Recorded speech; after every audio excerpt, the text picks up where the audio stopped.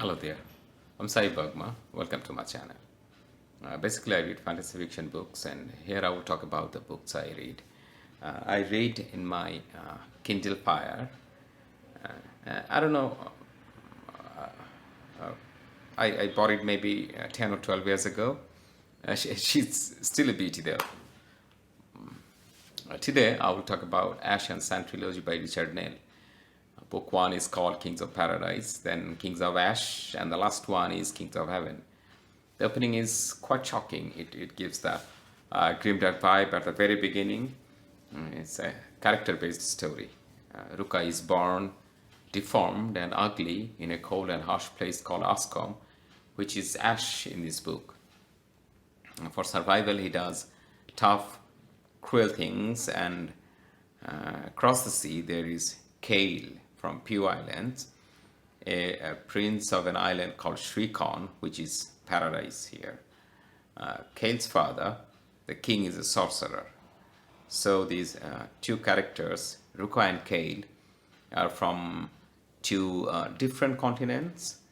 Both the continents have their cultures, religions, and their clash of civilizations, and their impact or influence on each other reminded me of this world. I could relate with the world we are living in. And there is Dala, a priestess in Ascom. Compared to those two POVs, the characterization of Dala was not that much appealing to me, though it was good for world building, made the reader understand Ascom better. Another interesting thing is that there were chapters in a row with the same POV. So, at the beginning of a chapter, I smiled as I tried to guess which POV it will be now. At other times, it was as usual, another POV for the next chapter.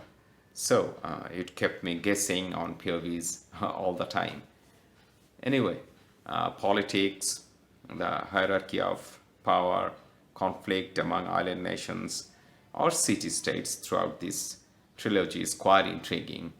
I didn't lose interest, though it was a bit slow, maybe one third of the first book.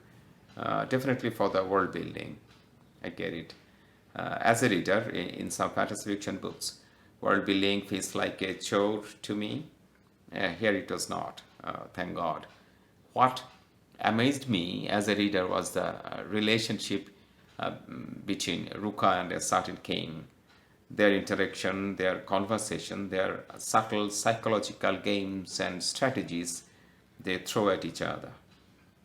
What really happens when two individuals, two pragmatic, ruthless criminal masterminds or masterminds interact with each other, who also at the same time love their own folks or races? I can only imagine.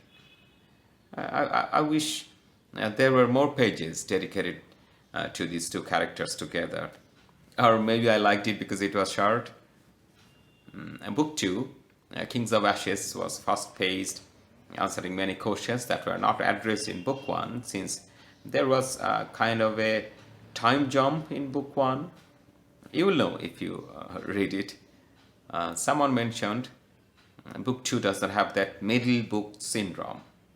Absolutely true. Full of Ruka with few mentions of Kale and Dala. The action sequences are more intense.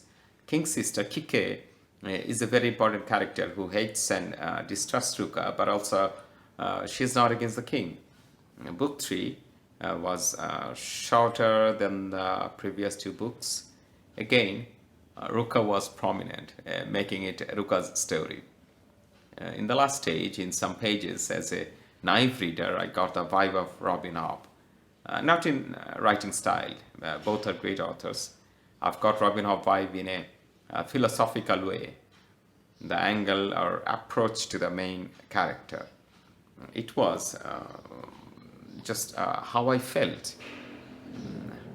Anyway, the recommendation on the internet on this trilogy was perfect for me, and it is good. So take care. Goodbye.